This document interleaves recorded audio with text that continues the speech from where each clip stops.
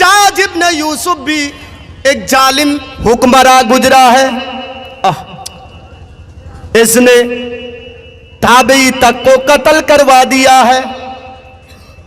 उनके जमाने में उनकी नजर में एक मुजरिम था जिसका नाम है सईद इब्ने जुबैर।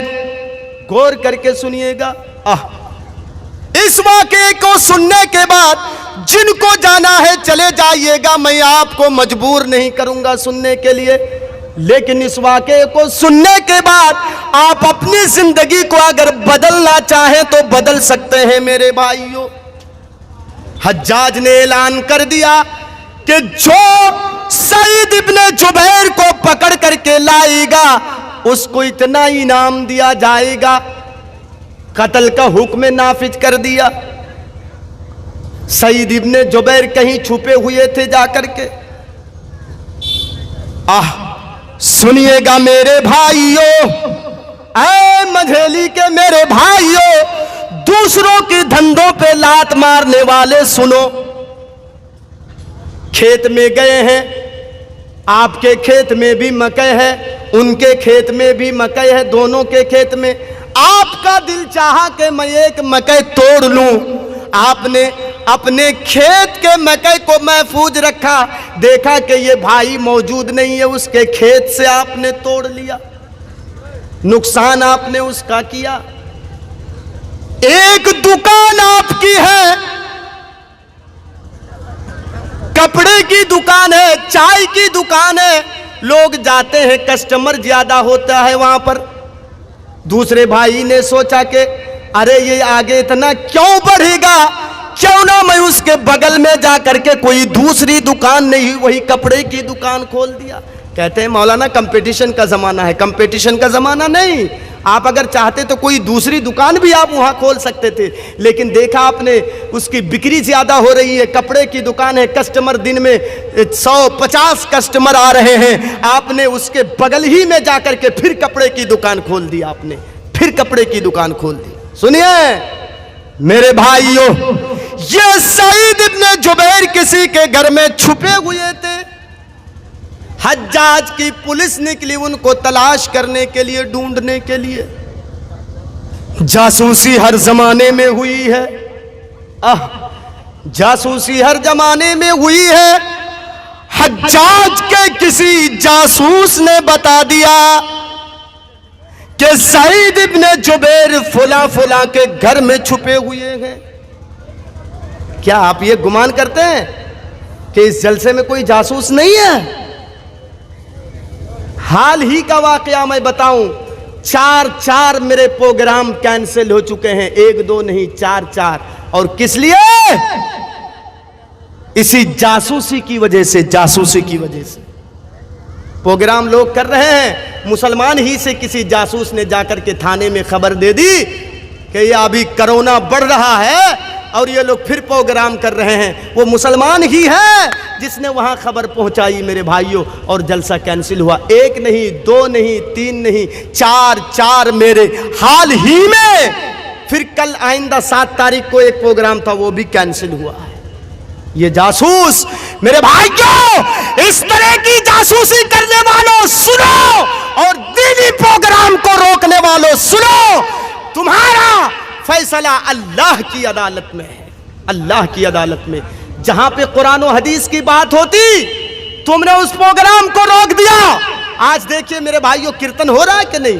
बंगाल में चुनाव चल रहा है, देखिए रैली कैसे निकल रही है मेरे भाइयों, मजमा कैसे हो रहा है, नेता लोग आते हैं, लाखों का मजमा होता है, वहां से कोरोना भाग जाता है।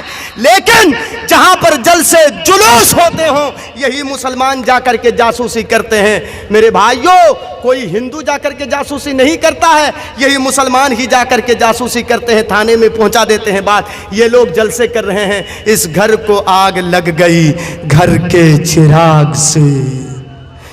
तो एक किसी जासूस ने बता दिया सईद इब्ने जुबैर फुला के घर में छुपे हुए हैं। हज्जाज की पुलिस वहां पर पहुंच जाती है। पहुंचने के बाद सईद इब्ने जुबैर को पकड़ लेती है। अब जो बताने का है मेरे भाइयों, गौर से सुनो, दोनों हाथों में हथकड़ियां डाल दी, चलो हम तुमको हज्जाज के पास ले जाएंगे। ट्रेन का जमाना नहीं, बस का जमाना नहीं, हवाई जहाज का जमाना नहीं, पैदल चल करके जा रहे हैं। मझेली के मेरे भाइयों सुनो, ये ताबई थे, ताबई। ताबई समझते हैं ना? नहीं समझे? आपको नहीं समझा दूंगा तो फिर मजा नहीं आएगा सुनने में। सहाबा नाम सुना है ना आपने? सहाबा कहते हैं ना, ये सहाबी हैं। तो सहाबी किनको कहा जाता है मालूम है या सिर्फ नाम सुना है? नहीं मालूम। स्टेज में बैठे हुए उलमा को मालूम है, लेकिन आपको मालूम ना हो। सुनिए मैं बता दे रहा हूं, सहाबी किसको कहा जाता है? जिसने हालत ईमान में नबी को देखा और हालत ईमान ही में वो इस दुनिया से चला गया, इनको कहा जाता है सहाबी। हालत ईमान में देखा नबी को, नबी के पीछे नमाजें पढ़ी और ईमान ही की हालत में उनकी मौत आ गई, तो इनको क्या कहा जाता है? सहाबी। याद रहेगा ना? याद रहेगा कि नहीं? अच्छा, अबू जहल ने नबी को देखा था कि नहीं? अबू जहल ने देखा था कि नहीं? अबू लहब ने देखा था कि नहीं नबी को? वो भी सहाबी हैं। हाँ, क्या बोल रहे हैं? वो भी सहाबी हैं? नहीं। क्यों? ईमान की हालत में उन सब ने नहीं देखा और ईमान की हालत में उनकी मौत भी नहीं हुई। तो समझ गए आप सहाबी किसको कहते हैं? सहाबी के बाद दर्जा आता है ताबई का। ताबई किनको कहा जाता है? जिसने सहाबी को हालत ईमान में देखा और ईमान ही की हालत में उनकी मौत हुई। उसने नबी को नहीं बल्कि सहाबी को देखा, तो उनको क्या कहा जाता है? ताबई। तो ये ताबई थे। रास्ते में नमाज का टाइम हो जाता, सईद इब्न जुबैर दोनों से कहते, हज्जाज की पुलिस, मैं भागूंगा नहीं, छोड़ दो मुझे, नमाज पढ़ने दो, ये मेरे रब के मनाने का वक्त आ गया है, रब के हुजूर में सजदा करने का टाइम मेरा आ गया है, हाथों में हथकड़ियां पड़ी रहने दो, मैं भागूंगा नहीं, तुम इस पार खड़े हो जाओ, तुम इस पार खड़े हो जाओ। अल्लाहू अकबर कह करके नमाज अदा करते, फिर असर का टाइम होता, फिर आगे बढ़ते, फिर कहते, हज्जाज की पुलिस, मैं भागूंगा नहीं, मुझे नमाज पढ़ने दो। ऐसे करते करते 8 दिन के सफर को तय किया।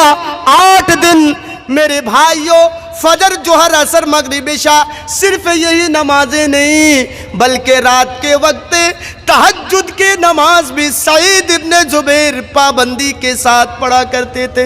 हज्जाज की पुलिस से कहते थे, हज्जाज की पुलिस, यही बैठे रहो, मैं वादा करता हूं, मैं अल्लाह के रसूल के सहाबी, मैं ताबई हूं, मैं वादा करता हूं, मैं भागूंगा नहीं, मैं झूठ नहीं बोलूंगा, आप बैठे रहिए, मैं तहज्जुद की नमाज पढ़ूंगा, हाथों में हथकड़ियां पड़ी रहने दो, इसको उतारो मत, पड़ी रहने दो, मैं अल्लाह को मनाऊंगा, मेरे रूठे हुए रब के सामने मैं सजदा करूंगा। ये सईद इब्ने जुबैर तहज्जुद की नमाज भी पढ़ा करते थे, अल्लाह के सामने रोते भी थे, अल्लाह के सामने गिड़गिड़ाते थे। जब उनकी ये हालत देखी, दोनों पुलिस वालों ने देखा कि ये बड़ा नेक आदमी है, बड़ा अच्छा आदमी है, तो कहा इधर आओ। दोनों ने मशवरा किया कि ये इतना अच्छा आदमी, इसको हम ले जाएंगे अभी हज्जाज के पास, ये तो कत्ल का हुक्म नाफिज कर देगा और इसको कत्ल करवा देगा। एक काम करते हैं, इतना अल्लाह वाला आदमी, तहज्जुद गुजार आदमी, चलो हम दोनों इसको छोड़ देते हैं। दोनों पुलिस मशवरा कर रही है कि हम इसको छोड़ देते हैं और हज्जाज के पास जब हम पहुँचेंगे तो हज्जाज को कहेंगे कि हमें सईद इब्न जुबैर मिले ही नहीं। कहा नहीं भाई, सही बात है, चलो हम इनको छोड़ देते हैं। सईद को उन दोनों ने बुलाया, सईद इब्न जुबैर को, इधर आओ, अरे तुम बड़ा नेक आदमी हो, तहज्जुद गुजार हो, हमें तो तरस आ रहा है कि हम तुमको हज्जाज के पास ले जाएंगे और वो कत्ल का हुक्म नाफिज कर देगा और तुमको कत्ल करवा देगा। एक काम करो, हम दोनों छोड़ देते हैं तुम्हें, तुम भाग जाओ, चले जाओ। सईद इब्ने जुबैर ने कहा कि जो तुम्हारी मर्जी, जो तुम करना चाहो, छोड़ना चाहते हो छोड़ दो। छोड़ दिया उन दोनों ने और दोनों जाने लगे। 100 कदम, मंझेली वालों सुन लो, 100 कदम सईद इब्ने जुबैर भाग करके जाते हैं, उनके दिल में कुछ ख्याल आता है। हाँ, दिल में कुछ ख्याल आता है कि अरे ये काम मैं गलत कर रहा हूं। दौड़ करके फिर आते हैं और कहते हैं, ऐ हज्जाज की पुलिस, रुक जाओ रुक जाओ रुक जाओ। दोनों पुलिस पीछे घूम करके देख रहे हैं, सईद इब्ने जुबैर तो आ रहा है। रुक, मेरे हाथों में हथकड़ियां फिर से डाल दो। दोनों ने कहा, अरे हमने तो छोड़ दिया था तुमको, क्यों फिर तुम चले आए? जाओ अपनी जान बचाओ, तुम्हारी जान प्यारी नहीं है। कहा, भाई इतना बता दो कि जब तुम हज्जाज के पास पहुंचोगे तो तुम हज्जाज को क्या जवाब दोगे? दोनों ने कहा कि हम यही जवाब देंगे कि सईद इब्ने जुबैर हमें मिले नहीं। कहा, सुनो, मैं इतनी दूर में आकर के छुपा हुआ था, जब मेरी जासूसी किसी ने कर दी और तुम दोनों ने मुझको पा लिया, तलाश करते करते ढूंढते ढूंढते किसी ने जासूसी कर दी, तो वाकई मुझको छोड़ने के बाद और बादशाह के सामने झूठ बोलने के बाद 2-4 दिन ही तुम बच सकते हो। कोई ना कोई फिर जासूसी कर देगा और ये बता देगा कि रहम का करके इन दोनों ने सईद इब्ने जुबैर को छोड़ दिया है। तब बादशाह गुस्सा में आकर के, हज्जाज गुस्सा में आकर के तुम दोनों के ऊपर कत्ल का हुक्म नाफिज कर देगा और तुम दोनों को कत्ल कर देगा। अरे मेरे मुसलमान भाई, मैं ये नहीं चाहता कि सईद इब्ने जुबैर इतना खुद गर्जा नहीं है कि वो अपने जान को बचाने के खातिर, एक जान जा रही है जाने दो, कहीं मुझको बचाने के खातिर तुम दोनों की जान ना चली जाए, तुम दोनों को मौत के घाट ना उतार दे। मेरी जान जा रही है, जाने दो, लेकिन तुम दोनों की जान बचनी चाहिए। लो लो लो, मेरे दोनों हाथों में हथकड़ियां डाल दो और मुझको तुम बादशाह के सामने, हज्जाज के सामने पहुंचा दो। दोनों पुलिस वाले ने ना चाहते हुए भी दिल में पत्थर रख करके सईद इब्ने जुबैर के हाथों में हथकड़ियां डाल दी और डालने के बाद सईद इब्ने जुबैर को बादशाह के दरबार में हाजिर किया और बादशाह ने अगले दिन इनके कत्ल का हुक्म नाफिज कर दिया और इनको कत्ल कर दिया। है मेरे भाइयों, सुन लीजिए, भाई हो तो ऐसा कि एक दूसरे भाई को जान बचाने के खातिर, दूसरे भाइयों को बचाने के खातिर अपने आप को मौत के मुंह में धकेल दे रहे हैं, अपने आप को मौत के मुंह में धकेल दे रहे हैं। भाई हो तो ऐसा, भाई हो तो ऐसा। इसीलिए अल्लाह ने कुरान के अंदर कहा, इन्नमल मुमिनूना इख्वा, मोमिनो तुम सब के सब आपस में भाई भाई हो, मत लड़ो, मत कत्ल करो एक दूसरे को। अब आइए दूसरा टुकड़ा मैं आपको बताने जा रहा हूं, फ़अस्लिहू बैना ख़वैकुम। ऐसा हो सकता है कभी कि दोनों भाई आपस में लड़ पड़े, दो भाई मुसलमान भाई आपस में लड़ पड़े, दोनों के अंदर बोलती बंद हो गई, ऐसा है कि नहीं? यहाँ कितने ऐसे लोग बैठे हुए हैं, घर के पड़ोसी के, घर के करीब जो पड़ोसी हैं उनके साथ बातचीत नहीं होती है। अल्लाहु अकबर। सुनिए, दोनों के अंदर सुलह करने के लिए अल्लाह के रसूल ने कहा। इसकी सिर्फ एक मिसाल देकर के मैं आगे बढ़ जाऊंगा और आखिर में मैं आपको 2-4 चीजें ऐसे आपके सामने रखूंगा कि आप सुन करके दंग रह जाएंगे। मेरे भाइयों, हालत हाजरा को मद्देनजर रखते हुए 2-4 चीजें सिर्फ बताऊंगा कि आज हमारे ऊपर जो इल्ज़ाम लगाया जा रहा है, आज मुसलमानों को जो बुरा भला कहा जा रहा है और आज इस्लाम के ऊपर जो ये इल्ज़ाम लगाया जा रहा है कि मंदिरें तोड़ करके ये मस्जिद बना रहे हैं, इन सब वाक़यात को मैं इसके बाद लाऊंगा। पहले ये सुनिए, मक्के से जो मुसलमान हिजरत करके आए थे, सुनिए, अल्लाह के रसूल पैदा हुए मक्के में, नबी के खानदान मक्के में है, नबी की ज़मीनों जायदाद मक्के में, लेकिन जिस तरीके से आज हिंदुस्तान से हमें निकालने की साजिश हो रही है, नबी अकरम को और नबी के सहाबाओं को उस वक्त के कुफ्फार ने मजबूर कर दिया था मक्का छोड़ने पर। मजबूर कर दिया था। मेरे भाइयों, ये मामला हमारे साथ कोई नया मामला नहीं है, हमारे नबी के साथ भी ऐसे ही सलूक किया गया था, हमारे सहाबाओं के साथ भी ऐसे ही सलूक किया गया था। तो जो मक्का से मदीना आए थे हिजरत करके, इनको कहा जाता है मुहाजिरीन। मुहाजिरीन, गौर करके सुनिएगा। और जो मदीने में थे इनको कहा जाता है क्या? अंसार। अंसार, अल्लाहु अकबर। हुब्बुल अंसार मिनल ईमान। जब अल्लाह के रसूल ने भाई भाई बना दिया ना, जो मक्के से आए थे भाई, तो वो खाली हाथ आए थे ना, खाली हाथ आए थे। ज़मीन जायदाद नहीं, घर बार नहीं, बीवी बाल बच्चे नहीं, भाग करके आए थे। अल्लाह के रसूल ने कैसे भाईचारा उनके अंदर पैदा किया था। अल्लाहु अकबर। जब अल्लाह के रसूल ने भाई भाई बना दिया तो अंसारी इतनी मदद किए थे अंसारी, अल्लाहु अकबर। एक ने कहा, अल्लाह के रसूल मेरे 2 बाग हैं, ये मेरा भाई मक्के से हिजरत करके आया है, आपने जब भाई भाई बना दिया, ये खाएगा क्या कारोबार करेगा? अल्लाह के रसूल, इस भाई को मैं ले जाता हूँ, दोनों बाग दिखा देता हूँ, जो बाग इनको पसंद आए वो ले लेगा, जो ना पसंद आए वो मुझे दे देगा। आप करेंगे ऐसा? करेंगे?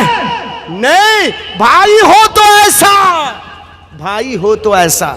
अल्लाह अकबर। एक शख्स ने तो यहाँ तक का, अल्लाह के रसूल मेरे 2 मकान हैं, मैं इस भाई को ले जाता हूँ, दिखा देता हूँ, दोनों में से जो इनको पसंद आए वो ले लेगा, जो ना पसंद आए वो हमको दे देगा।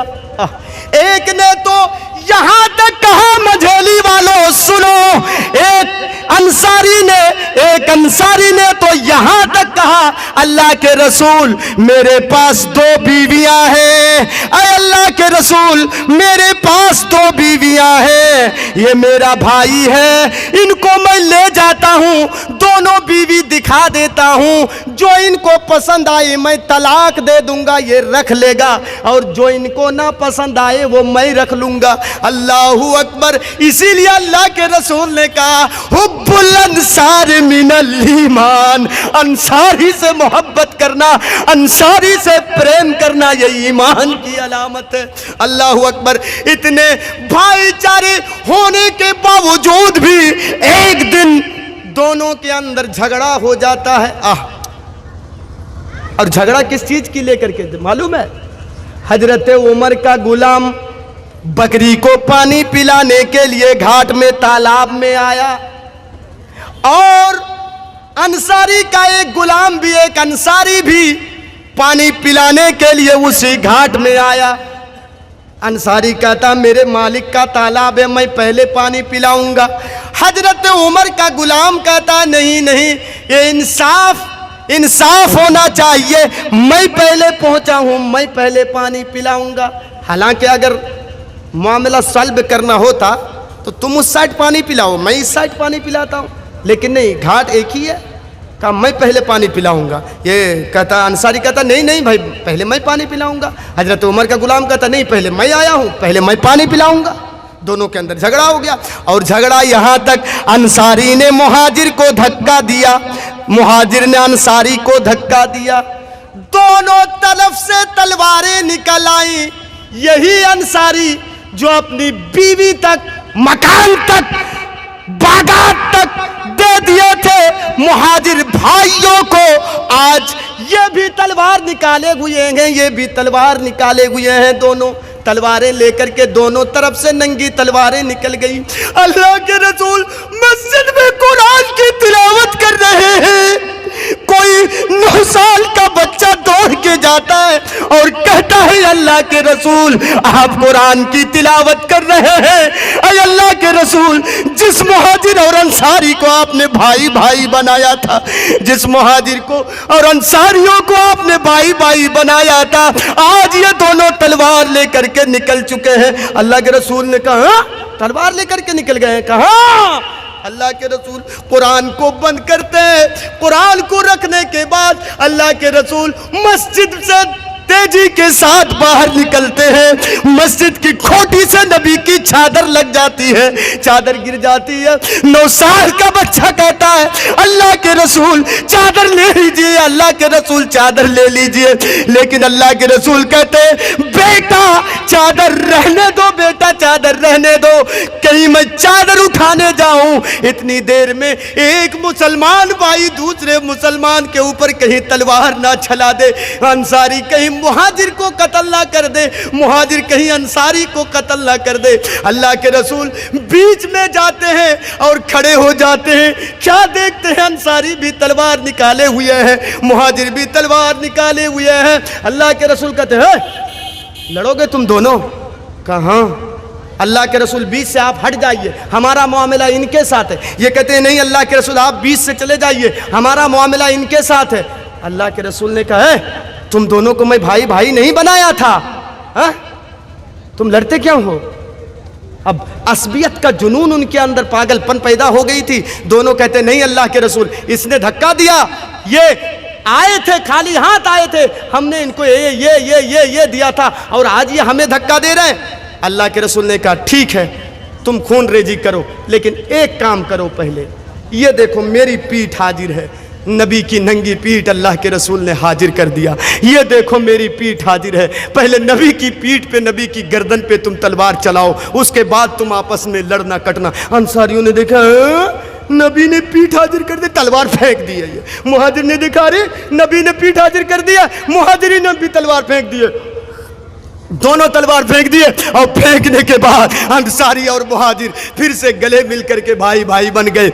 इन्नमल मुमिनूना इख्वा फास्लिहू बैना अखवैकुम, ऐ मझेली वालों अगर यही मामला किसी के साथ है तो आज जा करके हाथ पकड़ करके माफ़ी मांग लेना, हाथ पकड़ करके माफ़ी मांग लेना। बात आगे बढ़ते जा रही है मेरे भाइयों। और जानते हैं ये दुश्मनी, एक भाई के साथ दूसरे भाई की दुश्मनी कैसे पैदा होती है जानते हैं? आइए मैं वो चीज आपको बता रहा हूं कैसे दुश्मनी पैदा होती है। अल्लाह कुरान के अंदर कहता है, क्या कहता है?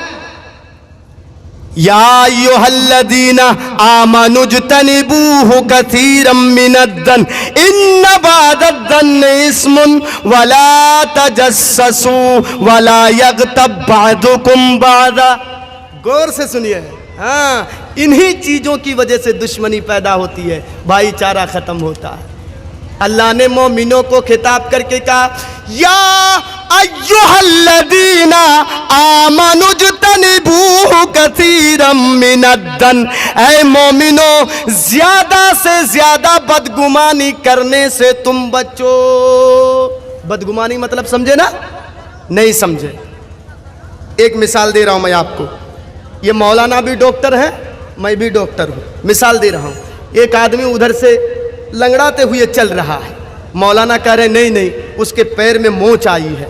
मैं कहता हूँ नहीं भाई, पैर में मोच आने से ऐसे नहीं वो चलेगा, पीठ की रीढ़ की हड्डी में दर्द होगी उसको, इसीलिए वो लंगड़ा के चल रहा। मौलाना कह रहे नहीं अगर मोच नहीं आई है तो 1000 मैं दूंगा। मैं कहता हूँ कि नहीं, अगर पीठ की रीढ़ की हड्डी में उसको कोई तकलीफ नहीं है तो 1000 मैं दूंगा। हम दोनों लड़ रहे हैं। वो आदमी लंगड़ाते हुए पहुंचा, पहुंचने के बाद कहता है डॉक्टर साहब क्यों लड़ रहे हो तुम दोनों? ना मुझे मेरे पैर में मोच आई है, ना मेरे रीढ़ की हड्डी में कोई तकलीफ है, बल्कि मेरी चप्पल टूट गई थी इसीलिए मैं लुढ़कते हुए लंगड़ाते हुए आ रहा था। अब दोनों जो घुमान कर रहे थे वो गलत निकला कि नहीं? गलत निकला। मैं नमाज पढ़ने जा रहा हूं, आपके पड़ोसी के साथ बदगुमानी है, आपके पड़ोसी का कोई नमाज पढ़ने जा रहा है, आप 2 मंजिला छत के ऊपर बैठे हुए हैं, बेचारा वजू बना के घर से सुभान अल्लाह अल्लाहु अकबर सुभान अल्लाह अल्लाहु अकबर दुआएं पढ़ते हुए, जिक्र अज़कार करते हुए, दुआएं पढ़ते हुए मस्जिद में जा रहा है। आपके साथ दिल में बदगुमानी भरी हुई है उसके खिलाफ। आप 2 मंजिले ऊपर से देख करके सोच रहे हैं ये हमको गाली देते हुए जा रहा है, ये हमको गाली दे रहा है। क्यों? आप उसके खिलाफ आपके दिल में बदगुमानी भरी हुई है, इसीलिए आप उल्टा सोच रहे हैं। इमाम औज़ाई के घर में, इमाम औज़ाई की बीवी के पास ये वाकया सुनिए, उसके बाद मैं हालत हाजरा में आऊंगा। इमाम औज़ाई के घर में उनकी बीवी से मिलने के लिए उन्हीं के गांव की एक औरत आई। जब आई तो इमाम औज़ाई की बीवी ने चटाई बिछा दी। ये बदगुमानी क्या चीज़ होती है इसको समझाने के लिए। चटाई बिछा दी। वो औरत, वो लेडीज जैसे ही चटाई के ऊपर बैठ गई तो ये सलवार जो कमीज वो पहनती थी पीछे भीग गई। भीगने के बाद उसने ऐसे हाथ लगा के देखा, कपड़े मेरे भीग गए। सामने इमाम औज़ाई के बेटे को, उनके लड़के को, छोटा एक बच्चा था, खेलते हुए देखा। कहने लगी, इमाम औज़ाई की बीवी, तुम इस बच्चे को संभाल के नहीं रख पाती हो। अरे बच्चे ने इस चटाई के अंदर पेशाब कर दिया है और उसी पेशाब के ऊपर मैं बैठ गई। ये मेरे कपड़े भीग गए, यही कपड़े पहन के तो मैं नमाज पढ़ती हूं, तुम संभाल के नहीं रखती हो इसको।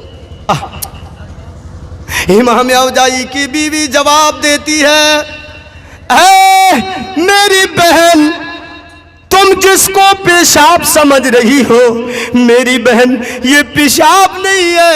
मेरे शौहर फजर की नमाज मस्जिद में पढ़ते हैं और फजर की नमाज पढ़ने के बाद घर में आकर के कुरान की तिलावत करते हैं और कुरान की तिलावत करने के बाद रब के सामने दोनों हाथों को फैला करके अपने रूठे हुए रब को मनाते हैं, गिड़गिड़ाते हैं, दुआ करते हैं और अपने गुनाहों की माफी मांगते हैं। और मेरे शौहर के आंखों से जो आंसुओं के कतरे गिरते हैं, ये आंसुओं के कतरे गिर करके ये चटाई भीग गई है। ये बच्चे का पेशाब नहीं है, ये मेरे शौहर के अल्लाह के खौफ से गिरने वाले ये आंसू हैं। अल्लाह के खौफ से ये कीमती आंसू गिर करके चटाइयां भीगी हैं।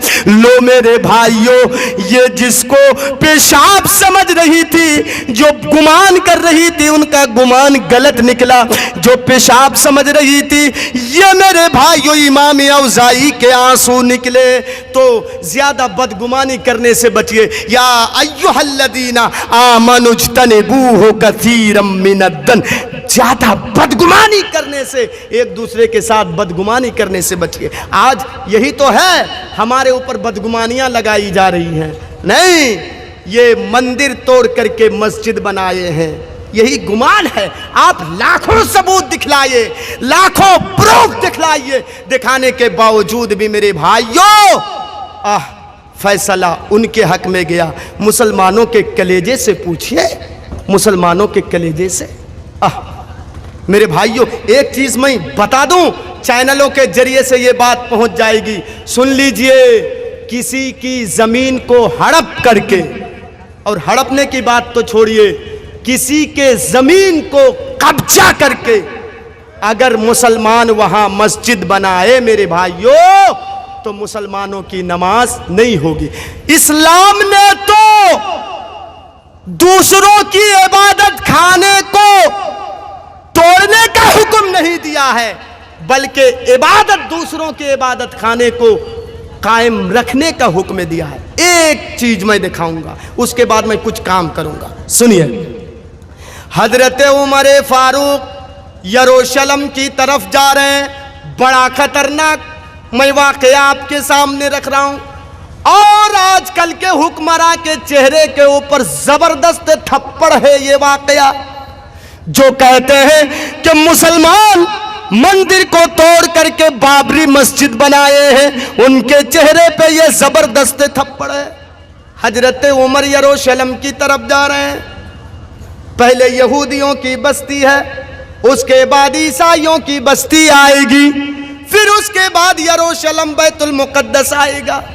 ये देखिए मेरे भाइयों, तो यहूदियों ने एक प्लानिंग की, एक चाल चली कि एक काम किया जाए। उन्होंने अपनी नौजवान लड़कियों को कम कपड़े पहना करके, बारीक कपड़े पहना करके गंदे गंदे अशआर, बेहुदा अशआर सिखा करके उनको अपने घरों के छतों पे बैठा दिए कि बैठो, और जब उमर के साथी यहाँ से आए तो उनको ये गंदे गंदे अशआर पढ़ करके बुलाना, और उम्र का कोई साथी अगर तुम्हारे चुंगल में आ गया और तुम्हारे साथ मुंह काला कर लिया तो हम समझ जाएंगे कि तुमने उम्र के साथियों के दिलों से ईमान को निकाल लिया।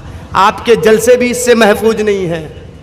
ये लड़कियां जो कपड़े पहन के आई हैं, ये नौजवानों की तरफ से आवाजें आ रही हैं, हलमिम मजीद, हलमिम मजीद। ये भी कपड़ा ज्यादा हो गया, और शॉर्ट होना चाहिए, और शॉर्ट होना चाहिए। एक चीज मैं आपको बता दूं, एक मोटा कायदा बता के जा रहा हूं, सुनिएगा। मोटा कायदा,